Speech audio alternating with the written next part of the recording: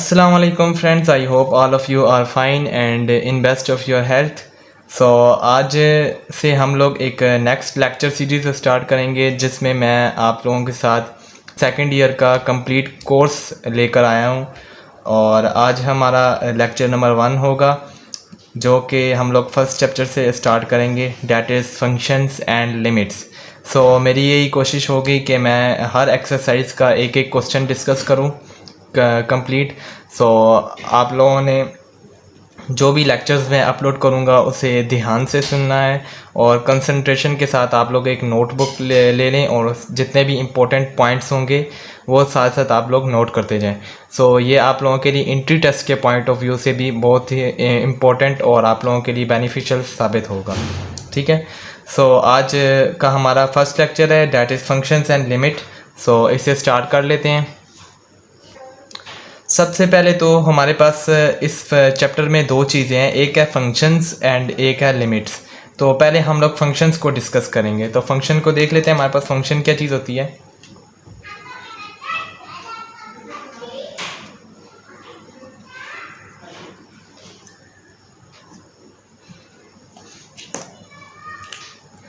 Function basically हमारे पास एक relation होता है।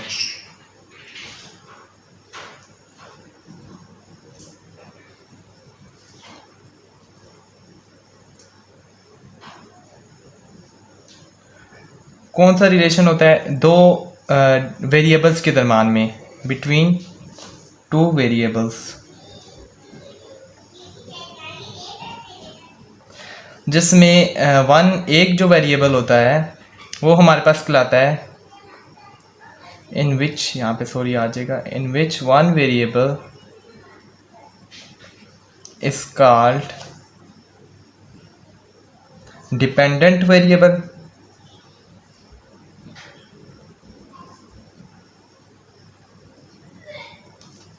and the other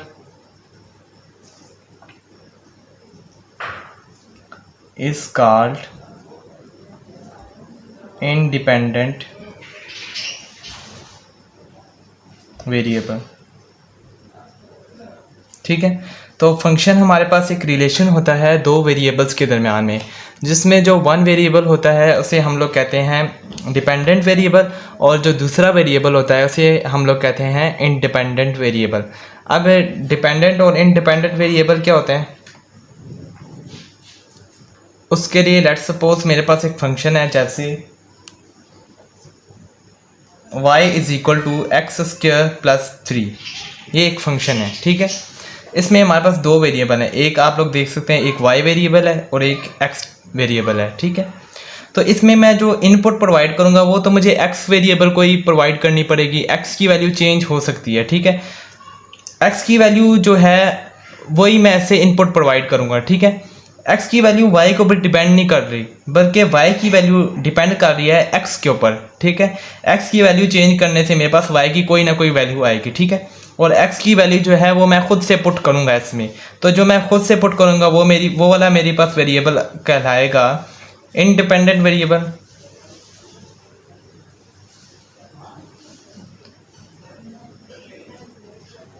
जैसे कि यहाँ पे x है, क्योंकि x की वैल्यू मैं खुद से पुट कर रहा हूँ, 1 2 3 एनी वैल्यू उसकी हो सकती है। ठीक है, जो मैं खुद से पुट करूँगा वो कहलाएगा मेरे पास इंडिपेंडेंट वेरिएबल, और जो पुट करने से मेरा आंसर आएगा y वेरिएबल वो क्या कहलाएगा मेरे पास डिपेंडेंट वेरिएबल। इसे डिपेंडेंट क्यों कहते हैं हम लोग?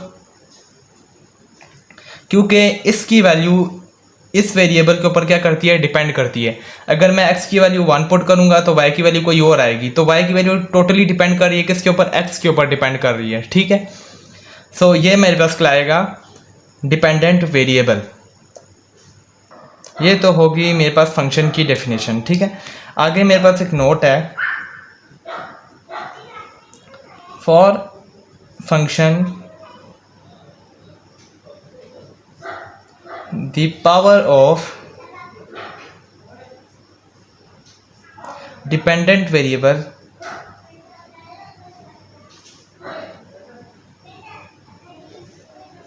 must be odd। ठीक है, जो हमारे पास डिपेंडेंट वेरिएबल होगा उसकी पावर हमारे पास क्या होनी चाहिए, हमेशा ऑड होनी चाहिए। तो इवन पावर जो होगा वो फंक्शन नहीं कहलाएगा हमारे पास।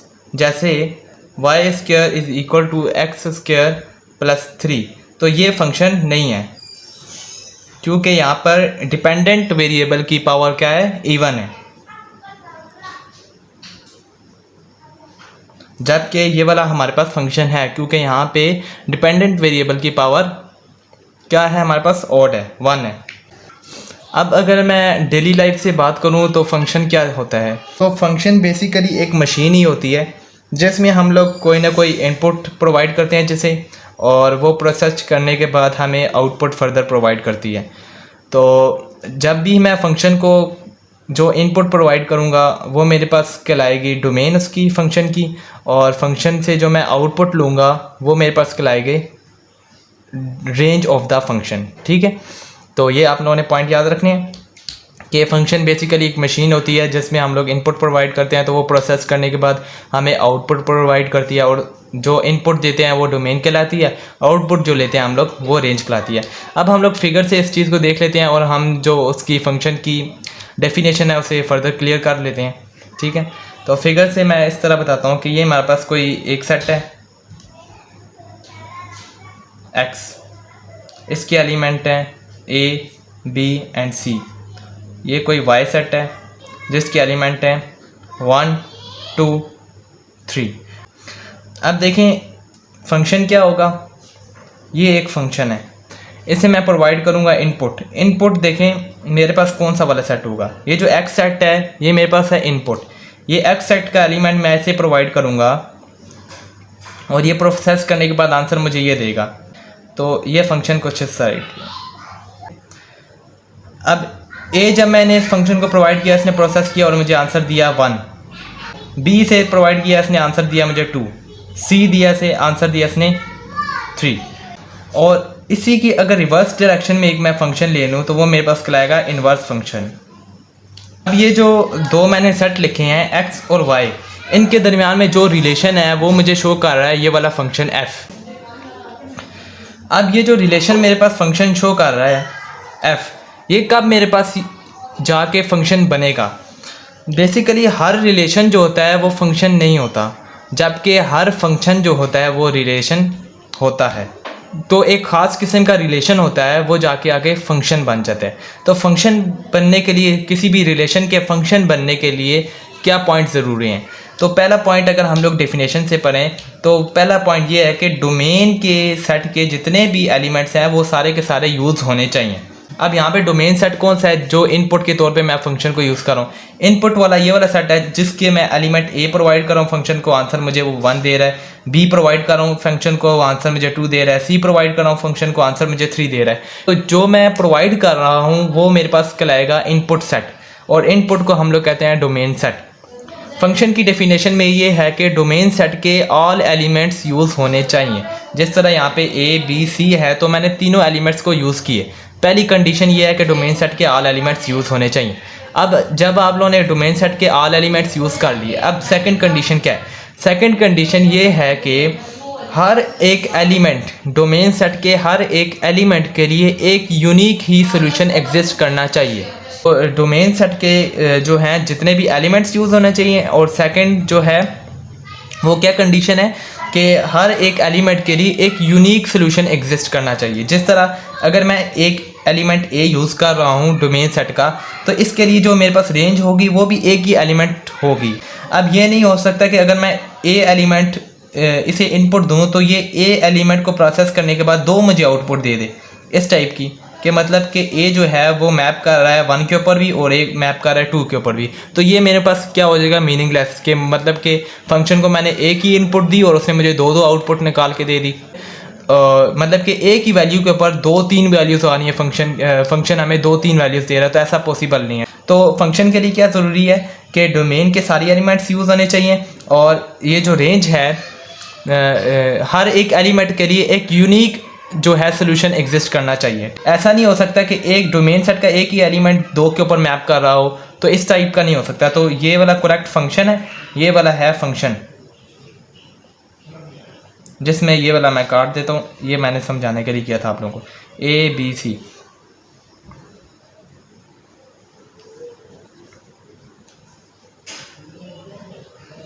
ठीक है, इस फंक्शन के लिए। अब ऐसा नहीं हो सकता कि A1 के ऊपर भी मैप कर रहा हो और एक A2 के ऊपर भी मैप कर रहा हो, तो ये मेरे पास फंक्शन नहीं कहलाएगा, इज़ नॉट अ फंक्शन।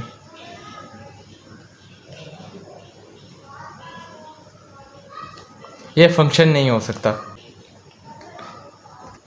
अब आप लोगों को कंसेप्ट आ गया होगा डोमेन का, रेंज का। अब एक और टर्म होती है हमारे पास, कोडोमेन। कोडोमेन क्या चीज़ होती है? देखें, अगर मेरे पास ये फंक्शन है ए बी सी, फंक्शन नहीं सॉरी, एक सेट है मेरे पास ए बी सी, और एक सेकंड सेट है 1 2 3 एंड 4। अब मैं मैपिंग कराता हूँ इसमें। ये कोई फंक्शन है, ए मैप कर रहा है 1 के ऊपर, बी मैप कर रहा है 2 के ऊपर, सी मैप कर रहा है 3 के ऊपर। अब बेसिकली देखें तो ये वाले 3 एलिमेंट्स मेरे पास क्या है? डोमेन है। ये वाला सेट क्या कहलाएगा मेरे पास? डोमेन, क्योंकि ये मैं इनपुट प्रोवाइड कर रहा हूँ इस फंक्शन को। अब ये प्रोसेस करने के बाद मुझे आउटपुट का क्या दे रही है? 1 2 3। तो जिनके ऊपर मैपिंग हो रही है, जिन एलिमेंट्स के ऊपर मैपिंग हो रही है, जो मैपिंग में इस्तेमाल हो रहे हैं, वो हमारे पास क्या कहलाएंगे? रेंज। जबकि रेंज के अलावा कोडोमेन क्या चीज़ होती है? ये पूरा जो सेट बी है या सेट वाई, ये पूरा का पूरा सेट, ये मेरे पास क्या कहलाएगा? कोडोमेन। ये कहलाएगा कोडोमेन। अब देखें, अगर फंक्शन की जो कंडीशन है वो इसके ऊपर पूरी हो रही है या नहीं हो रही। देखें, पहली कंडीशन क्या है कि डोमेन सेट के ऑल एलिमेंट्स यूज़ होने चाहिए। तो देख सकते हैं आप, ए भी मैप हो रहा है, बी भी मैप हो रहा है, सी भी मैप हो रहा है, तो इट्स मीन के डोमेन सेट के ऑल एलिमेंट्स यूज़ हो रहे हैं, ये फंक्शन हो सकता है। सेकंड कंडीशन क्या है कि हर एक एलिमेंट के लिए एक यूनिक सोल्यूशन एग्जिस्ट करना चाहिए। ए के लिए एक यूनिक सोल्यूशन एग्जिस्ट कर रहा है, दैट इज़ 1। बी के लिए भी एक यूनिक सोल्यूशन एग्जिस्ट कर रहा है, दैट इज़ 2। सी के लिए भी एक यूनिक सोल्यूशन एग्जिस्ट कर रहा है, दैट इज़ 3। अब देखें, दोनों कंडीशन पूरी हैं, तो इट्स मीन कि ये फंक्शन है। अब फंक्शन होने के बाद देखें, अगर आप लोग, तो सेकंड सेट में हमारे पास एक एलिमेंट्स रह जाता है जिसके ऊपर मैपिंग नहीं हो रही, 4। अगर मैं 4 को मिलाकर इस वाले पूरे फंक्शन को, इस सेकंड वाले सेट को देखूं y को, तो ये मेरे पास कहलाएगा कोडोमेन। और अगर मैं खाली वही वाले एलिमेंट्स को देखूं 1 2 3, तो ये कहलाएगा इसकी रेंज। आई होप कि आप लोगों को कोडोमेन और रेंज का भी डिफरेंस पता चल गया होगा। अब हम लोग ग्राफिकली देख लेते हैं कि कौन सा फंक्शन हमारे पास रिलेशन फंक्शन कहलाएगा या कौन सा रिलेशन फंक्शन नहीं कहलाएगा। ठीक है, तो ग्राफिकली अगर हम लोग देखें, फॉर एग्जांपल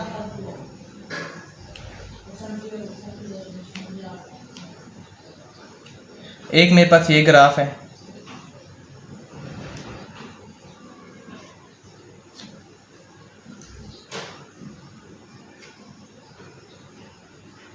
एक ये है,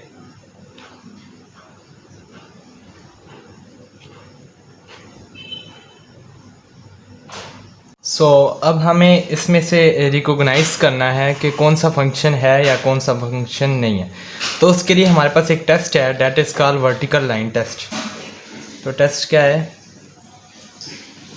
वर्टिकल लाइन टेस्ट। ये वर्टिकल लाइन टेस्ट क्या है कि हम लोगों ने क्या करना है कि एक वर्टिकल लाइन ड्रॉ करनी है किसी भी पॉइंट के ऊपर। जैसे ये हमारे पास एक ग्राफ है, तो हम क्या करेंगे, एक वर्टिकल लाइन ड्रॉ करेंगे इस तरह। अगर ये वर्टिकल लाइन ग्राफ वाली लाइन को किसी एक यूनिक पॉइंट पे कट कर रही है, तो इट्स मीन कि ये फंक्शन होगा।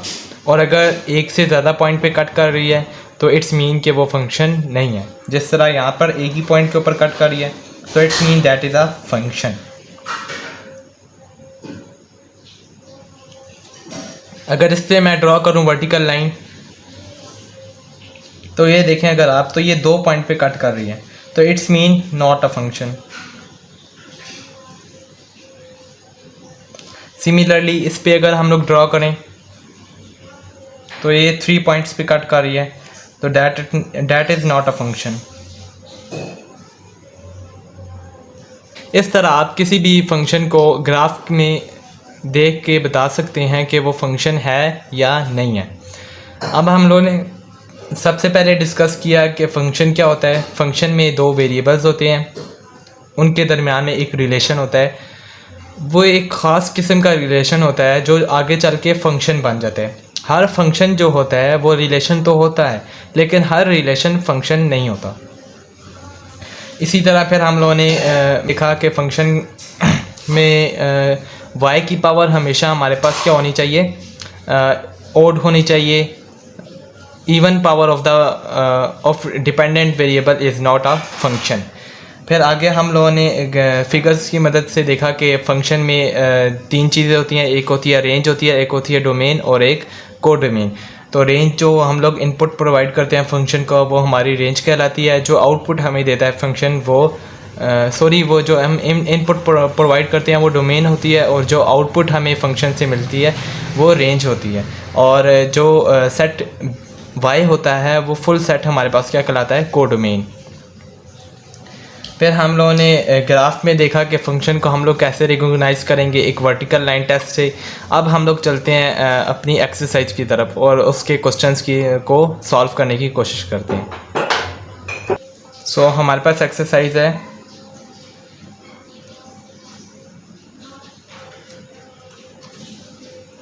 1.1। इसका क्वेश्चन नंबर 1 है,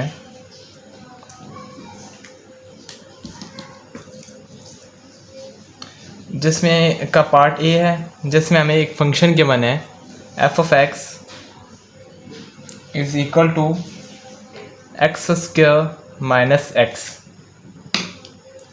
नीचे हमने फाइंड क्या करना है, फाइंड में पार्ट ए है हमारे पास, एफ ऑफ -2 फाइंड करना है। तो इसके लिए हम लोग क्या करेंगे, सिंपल जहाँ जहाँ पे फंक्शन में एक्स आ रहा है उसकी जगह पे -2 प्लग इन कर देंगे। अब देखें एफ ऑफ -2 किसकी इक्वल होगा मेरे पास, -2 का स्क्वायर माइनस इंटू -2। इसे सॉल्व कर लेंगे, ये बन जाएगा 4 एंड +2, द आंसर इज़ 6। इसी तरह पार्ट 2 है इसका, उसमें है एफ ऑफ 0 फाइंड करना है। हम लोग क्या करेंगे, फंक्शन में जहाँ जहाँ पे एक्स आ रहा है उसकी जगह पे 0 प्लग इन कर देंगे। 0 का स्क्वायर -0, तो ये बन जाएगा मेरे पास 0। उसके बाद इसका पार्ट नंबर 3 है एफ ऑफ x -1। अब हम लोग क्या करेंगे, सिंपल जहाँ पे x आ रहा है उसकी जगह पे x -1 पुट कर देंगे। तो ये आ जाएगा मेरे पास f of x -1 is equal to x -1 का whole square minus x -1।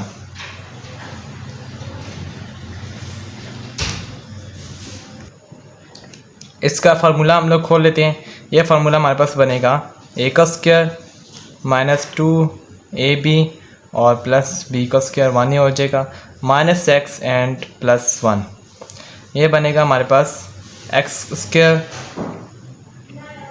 -2x minus x कितना क्या हो जाएगा, -3x and +2। This will be the answer. फिर आगे पार्ट नंबर 4 है सी का, एफ ऑफ एक्स स्क्वायर +4। अब हम लोग क्या करेंगे, जहाँ पे भी x आ रहा है उसकी जगह पे x स्क्वायर +4 पुट कर देंगे। तो ये बनेगा मेरे पास f of x square +4 is equal to x square +4 का whole square and minus x square +4। ये बन जाएगा मेरे पास x की power 4 plus 16 plus 2x square dot 4 2 ज़र, ये 8 हो जाएगा यहाँ पे, ठीक है, माइनस एक्स स्क्वायर -4। सिंपली हम लोगों ने क्या किया कि a स्क्वायर +2ab + b का होल स्क्वायर का फार्मूला ओपन किया है और साथ सिंप्लीफाई कर दिए थोड़ा से। ये आ जाएगा मेरे पास x की पावर 4। अब 8x स्क्वायर में से माइनस होगा x स्क्वायर, तो ये बच जाएगा मेरे पास +7x स्क्वायर, और 16 में से 4 गए तो मेरे पास बच जाएगा 12 + 12। This will be the answer. हमारे पास नेक्स्ट क्वेश्चन नंबर 1 का पार्ट बी है।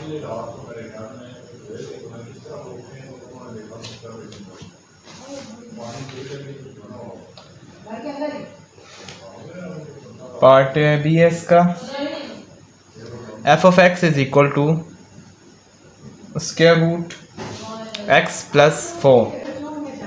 एफ ऑफ -2 हमने फाइंड करना है। तो हम लोग क्या करेंगे, सिंपली -2 इसमें प्लग इन कर देंगे। जहाँ जहाँ पे भी x की वैल्यू आ रही होगी वहाँ पे -2 यूज़ करेंगे। तो ये बन जाएगा मेरे पास -2 + 4, द आंसर इज √2। इसी तरह इसका पार्ट नंबर B2 है, एफ ऑफ 0 फाइंड करना है। एफ ऑफ 0 के लिए हम लोग क्या करेंगे, जहाँ जहाँ पे भी x की वैल्यू आ रही है वहाँ पे 0 यूज़ करेंगे। 0 + 4, the answer is √4 and that is 2। Part number 3,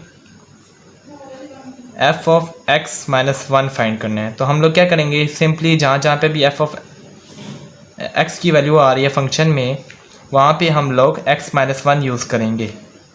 x - 1 use करेंगे +4। तो ये बन जाएगा हमारे पास √4 में से 1 माइनस होगा तो हमारे पास बच जाएगा 3। तो x + 3 इज़ द आंसर। इसी तरह पार्ट नंबर 4 है हमारे पास, एफ ऑफ x² + 4 फाइंड करना है। तो x² + 4 फाइंड करने के लिए हम लोग क्या करेंगे, फंक्शन में जहाँ जहाँ पे भी x की वैल्यू आ रही है वहाँ पे हम लोग पुट कर देंगे x² + 4। तो यहाँ पे आ जाएगा मेरे पास x² + 4 + 4, ये बन जाएगा मेरे पास 4 और 4 बन जाएगा 8। तो ये आंसर बन जाएगा मेरे पास x² + 8। ठीक है, तो ये हो गया हमारे पास क्वेश्चन नंबर 1 कंप्लीट। अब आगे क्वेश्चन नंबर 2 को डिस्कस करते हैं। सो आगे हमारे पास क्वेश्चन है क्वेश्चन नंबर 2। क्वेश्चन नंबर 2 है -f of a divided by h। हमने इसकी वैल्यू फाइंड करनी है और हमारे पास इसका पार्ट 1 है 6x - 9। सो ये एग्ज़ाम के हवाले से काफ़ी इम्पोर्टेंट क्वेश्चन है और अक्सर ये पूछा जाता है बोर्ड के एग्ज़ाम में शॉर्ट क्वेश्चन के तौर पे। सो इसे सॉल्व करने के लिए देखें यहाँ पे हमने किस किस की वैल्यू चाहिए, एफ ऑफ a + h की वैल्यू चाहिए और एफ ऑफ a की वैल्यू चाहिए। ठीक है, और डिवाइडेड बाय h तो अलग से एक वेरिएबल है। तो पहले हम लोगों ने फाइंड करनी है एफ ऑफ a + h की वैल्यू। तो a + h की वैल्यू फाइंड करने के लिए जिस तरह हम लोग पहले प्रीवियस सॉल्व करते रहे हैं, एफ ऑफ a फाइंड कर लो, एफ ऑफ -2 फाइंड कर लो, एफ ऑफ वट एवर कोई भी वैल्यू फाइंड करनी हो तो हम लोग क्या करते हैं, फंक्शन में x की जगह पे वो वाली वैल्यू पुट कर देते हैं। अब अगर मैंने F of a + h find करना है तो हम लोग क्या करेंगे, इस फंक्शन में x की जगह पे a + h पुट कर देंगे। तो 6a + h - 9, ये बन जाएगा मेरे पास 6a + 6h - 9। ये मेरे पास आ गई एफ ऑफ a + h की वैल्यू। अब मैंने फाइंड करनी है एफ ऑफ a की वैल्यू। तो एफ ऑफ a की जब मैं वैल्यू फाइंड करूँगा तो मैं क्या करूँगा, फंक्शन में x की जगह पे a पुट कर दूँगा। तो ये मेरे पास बन जाएगी 6a - 9। अब ये दो वैल्यूज़ उठा के मैं क्वेश्चन में पुट कर देता हूँ अपने। तो ये मेरे पास बन जाएगा f of a + h minus f of a divided by h is equal to, ये बनेगा मेरे पास 6a + 6h - 9 minus f of a की वैल्यू थी 6a - 9 डिवाइडेड बाई h। तो यहाँ पे आप देख सकते हैं ये 6a और ये 6a आपस में से कैंसिल हो जाएंगे और हमारे पास बच जाएगा 6h माइनस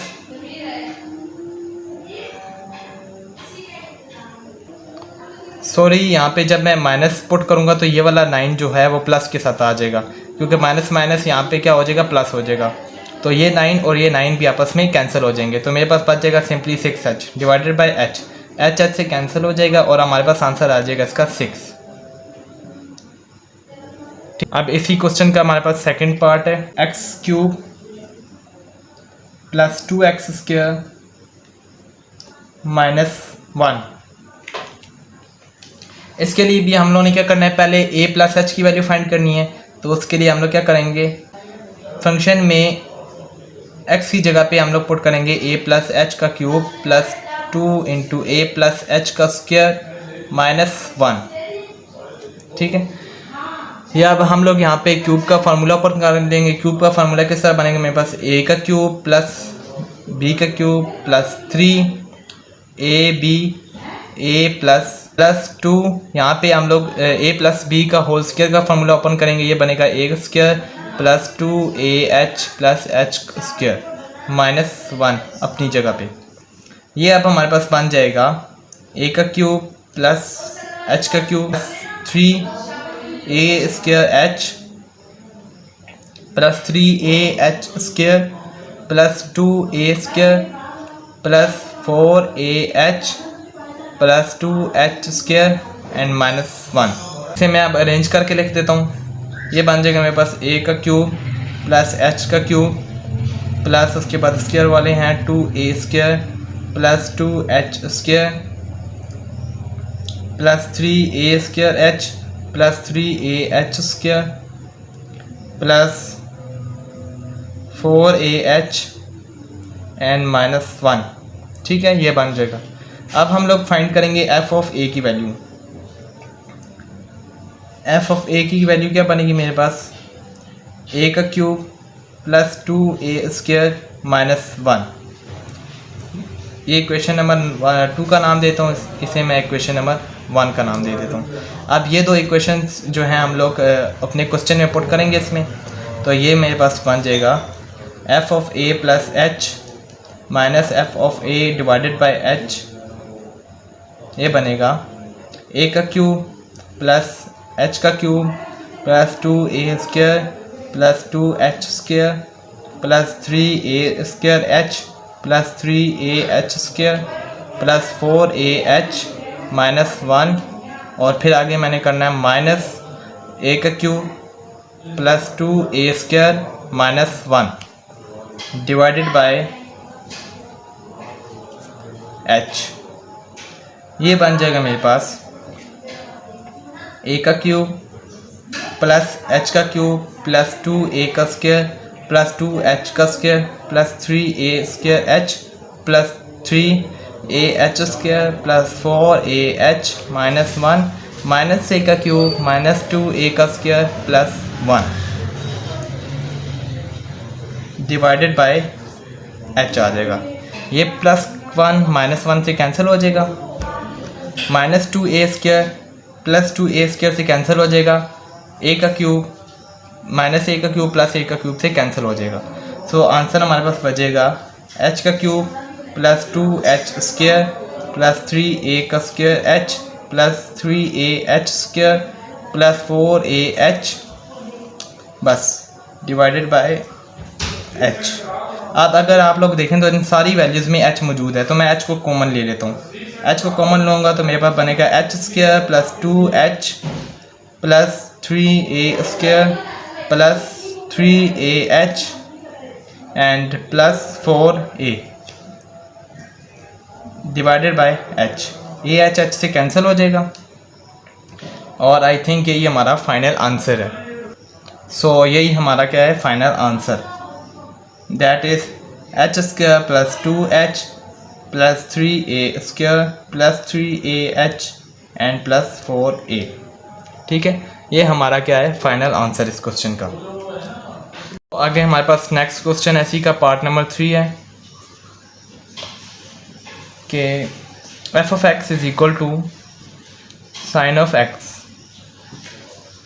इसके लिए भी हम लोग सिमिलर वही काम करेंगे। पहले हम लोग x की जगह पे a प्लस एच पुट करेंगे। f of a plus H किस तरह निकालेंगे, sign a plus H.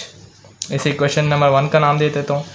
f of a किस तरह फाइंड करेंगे, वो आएगा मेरे पास साइन ऑफ a के इक्वल, ये 2 आ गया। अब ये दो वैल्यूज़ इस वाले क्वेश्चन में पुट करेंगे तो ये मेरे पास बन जाएगा f of a plus H minus f of a divided by h is equal to sine a plus H minus sine of a divided by h। अब देखें sine alpha minus sine beta, तो ये हमारे पास formula बनता था trigonometric functions में। Trigonometric tree जब हम लोगों ने 11th में पढ़ी थी वहाँ से बनता है ये फार्मूला हमारे पास 2 cos sine, 2 cos alpha, alpha की वैल्यू है a plus H plus beta by 2 और साइन में हम लोग क्या लिखेंगे, alpha minus beta by 2। Alpha की value a plus H minus A divided by 2 divided by H अपनी जगह पे, ठीक है। अब इस एच को मैं 2 के नीचे लिख रहा हूँ, 2 बाई एच बन जाएगा, कॉस यहाँ पे बन जाएगा मेरे पास 2a plus H divided by 2 और साइन ये बनेगा मेरे पास a से कट जाएगा और ये बन जाएगा मेरे पास h बाय 2। ये बन जाएगा 2 by h cos 2a by 2 बन जाएगा प्लस h बाई 2। इसे मैंने क्या कर दिया, एलसीएम को ब्रेक करके अलग अलग लिख दिया। अब क्या बनेगा मेरे पास, यहाँ से 2 से कैंसिल हो जाएगा, मेरे पास बनेगा 2 by h cos a plus h by 2 and sine h by 2। तो so this is the answer final. आगे हमारे पास इसी का लास्ट पार्ट है इस क्वेश्चन का, question number 4। So question number 4 है हमारे पास f of x is equal to cos of x, ठीक है। सो हम लोग क्या करेंगे, सबसे पहले f of a plus H find करेंगे। f of a plus H के लिए हम लोग क्या कर देंगे, सिंपली इसमें a प्लस एच लिख देंगे x की जगह पे, ये मेरे पास 1 बन गया। और f ऑफ a के लिए हम लोग क्या करेंगे, कॉज ऑफ सिंपली a लिख देंगे, ये मेरे पास बन गया इक्वेशन 2। अब ये दो इक्वेशनें मैं इसमें पुट कर दूंगा वैल्यूज़ इनकी, तो ये मेरे पास बन जाएगा f of a plus H minus f of a divided by h is equal to cos a plus H minus cos of a divided by h। So अब यहाँ पे हम लोग ट्रिग्नोमेट्रिक का फार्मूला यूज़ करेंगे, cos alpha minus cos beta. तो इसका formula हमारे पास बनता है -2 साइन साइन। आप लोगों ने इस तरह स्ट्रक्चर याद करें और फिर फार्मूला आप लोगों को इजीली याद हो जाएगा। तो हम लोग क्या लिखेंगे, -2 साइन और फिर साइन। अब यहाँ पे क्या आएगा मेरे पास, alpha plus beta, a plus H, ये अल्फ़ा हो गया, plus a divided by 2 and sine alpha minus beta आएगा ना, a plus H minus a divided by 2 और इसके नीचे आ जाएगा h डिवाइड जो हो रहा है, ठीक है।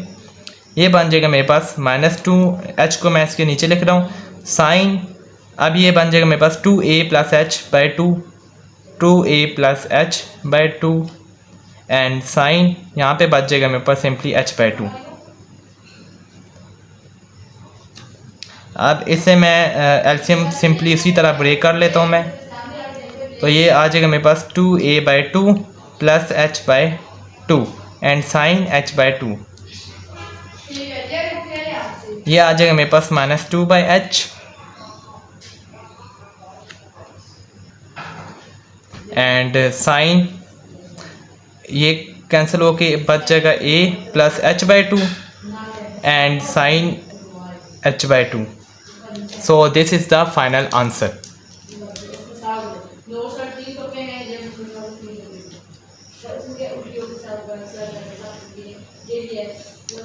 So आज हम लोगों ने लेक्चर में डिस्कस किया एक्सरसाइज 1.1 का question number 1 and 2। I hope कि आप लोगों को ये वाला लेक्चर मेरा पसंद आया हो। सो आप लोगों ने इसकी अच्छे से प्रैक्टिस करनी है। मिलते हैं आप सब लोगों को नेक्स्ट लेक्चर में, तब तक के लिए अल्लाह हाफिज़।